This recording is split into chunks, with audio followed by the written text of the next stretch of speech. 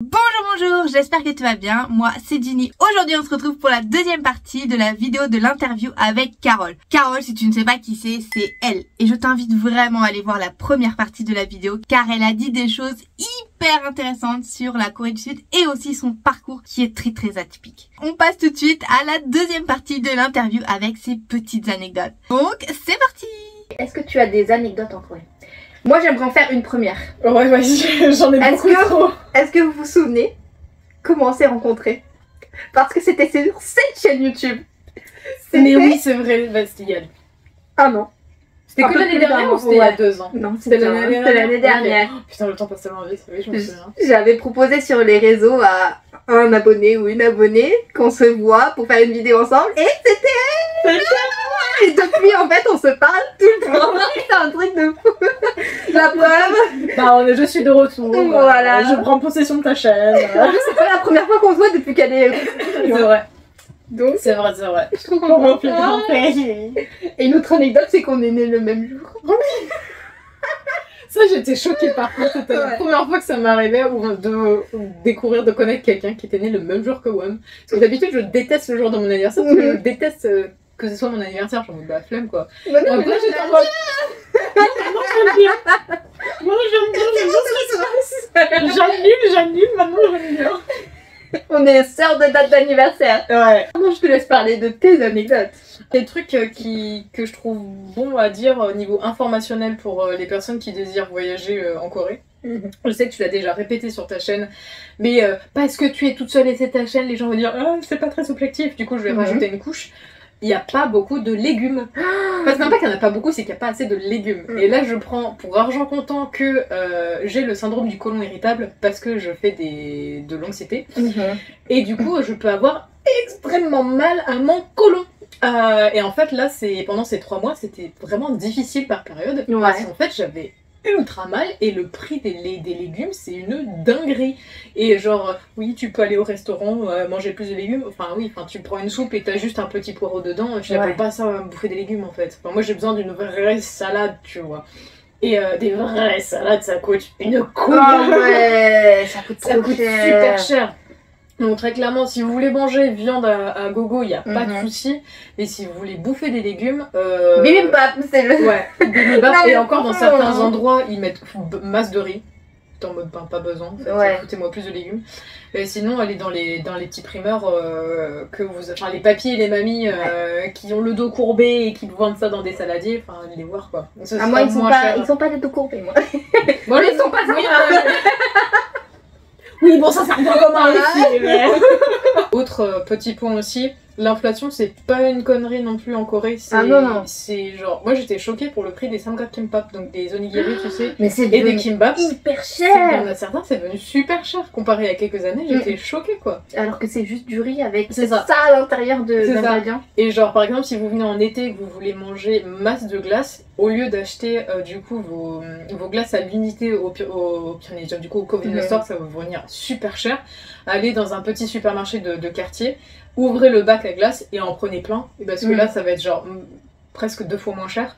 Et comme ça, vous en aurez une quantité, vous foutez ça au frigo, enfin au congélo, et puis vous aurez ça pour plus tard, quoi. Bah, il y a aussi, tu sais, dans les petits magasins, il n'y a pas de vendeurs. Oui, ouais, les moyens. Là, ça coûte pas cher, ouais. Mais sinon, l'inflation des prix, c'est vraiment pas une blague, quoi. Il y a des trucs, j'étais en mode...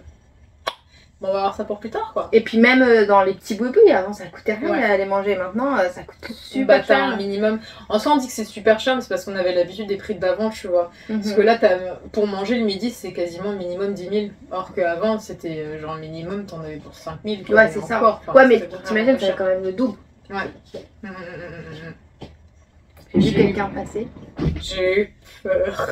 Pareil, je me suis dit c'est bon, on doit partir.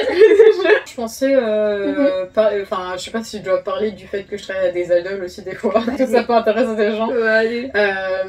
Comment dire, j'ai eu là, enfin j'en avais parlé vite fait sur ma chaîne, mais j'ai eu l'opportunité du coup de travailler pour Rocky, du coup ancien membre de Astro. Madame n'est pas n'importe qui. pour faire d'interprétariat de soutien en fait, donc c'était juste... Il avait des interviews à faire où les personnes qui faisaient les interviews avaient déjà leur propre interprète. Et au cas où, s'il y avait besoin de quelqu'un, j'étais là. Donc j'ai fait, cette année j'ai fait ça avec Rocky, les années précédentes quand j'étais en France j'ai fait aussi interprète pour les backstage, notamment de N-Flying, de The Rose aussi, Marmelo, etc.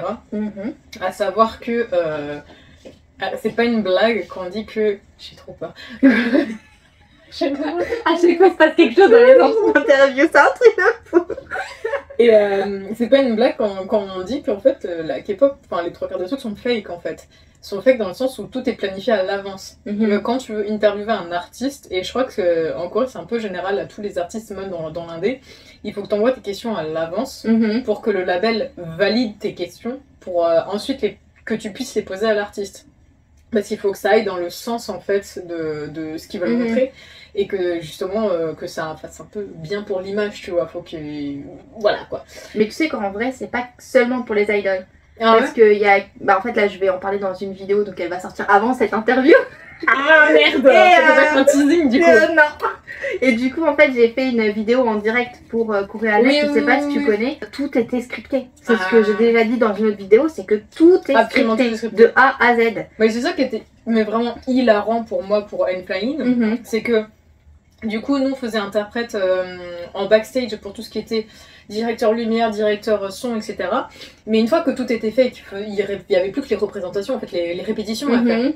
Les répétitions, tout était scripté. Ah ouais. Mais c'était hilarant parce qu'il y avait même les petites phrases du « Oh, merci Paris d'être venus si nombreux !» Et t'as genre, t'avais 4 interprètes qui étaient en train d'attendre dans la fosse en mode ouais, on l'a déjà entendu 3 fois. Et il y avait cette fameuse scène pendant le concert de N-Flying où ils donnaient une rose au public, ils l'ont répété aussi. Et genre je me souviens que je sais plus comment il s'appelle le guitariste, si je dis pas de bêtises, du groupe, il avait la flemme de faire genre un truc à la main et en fait il a fait semblant de shooter dedans, tu vois. Et en voyant ça, le truc il a shooté dans notre direction et j'étais en mode, enfin il avait pas de rose hein. Ah ok, je me suis levée. Je me suis levée et j'ai fait genre j'attrape la rose dans ma main, tu vois. Il a hurlé de rire, j'étais en mode écoute, nous aussi on se fait chier, donc au bout d'un moment, mais ouais, absolument tout est scripté. Donc, genre, si vous avez des moments où vous dites oh là là, c'était spontané et tout, non, il y a des grandes chances que tout soit scripté. Dans la K-pop, c'est sûr, 90%. Je peux pas envie de dire 100% parce qu'on les suit une marge, voilà. Et généralement, c'est répété 3 fois parce que ça m'était aussi arrivé. Une fois, j'avais rencontré du coup Chaonu, anciennement Astro, oui. Je sais pas s'il est toujours dedans. Dans Astro. Enfin, en tout cas, Chaonu, l'acteur, voilà. Et la femme du président. Kim Hyo-seo, elle a tellement des casseroles sur le dos. Hilarant. Si vous suivez la politique en Corée, c'est mieux qu'un drama. Je vois ça en cours, mais... De toute façon, la vie en Corée est un drama. C'est vrai.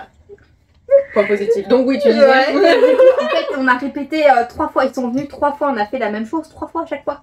Genre, j'ai vu Chaonu 3 fois. On a fait 3 fois les mêmes choses. Alors, on a fait... sachant que c'est pas les seules fois où on l'a fait, hein. On avait déjà répété avant. Donc au total, la scène qui durait, allez, 1 minute, à grand maximum 1 minute, on l'a répété au moins 10 fois. Mais c'est au bout d'un moment, genre si t'avais qu'un acteur ou un artiste ou je sais pas quoi, moi j'ai envie de comment dire, parce que t'arrives, tu vois, du coup il y a un moment, enfin tu les regardes et t'es en mode oui, bon, super, et tu peux faire juste des jeux dans les yeux en mode salut, enfin des trucs comme ça. Moi je le fais à 100%. Hein. Non mais là on peut... Parce que en fait tu te fais tellement chier, parce que t'es en mode... Mais on pouvait même pas parce qu'ils avaient des gardes du corps, non. Oh, alors c'était vraiment... Enfin, c'était une expérience. On va dire, ouais, c'est toujours marrant, les trucs comme ça, de se rendre compte que dans les backstage, je suis en mode...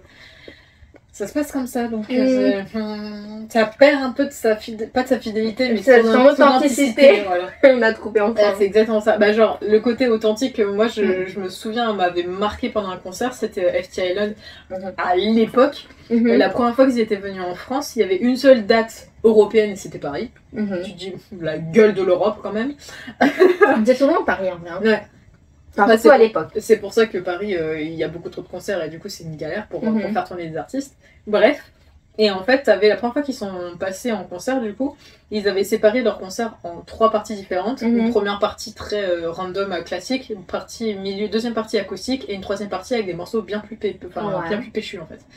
Et en fait, la partie acoustique, les 3 quarts des chansons, c'est le public qui l'a chanté. D'accord. Et en fait, Hongyi était tellement sur le huc qu'il était en train de chialer en fait.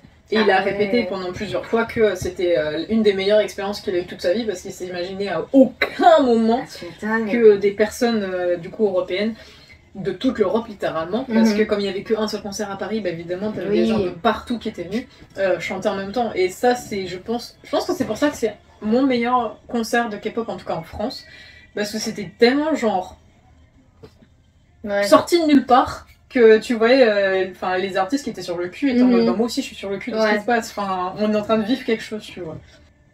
Ça devait être super bien. Oui. Tu me donnes envie. En plus, j'adore FT Island. Ah oui, ils ont pas mal de casseroles aussi sur le cul, mais...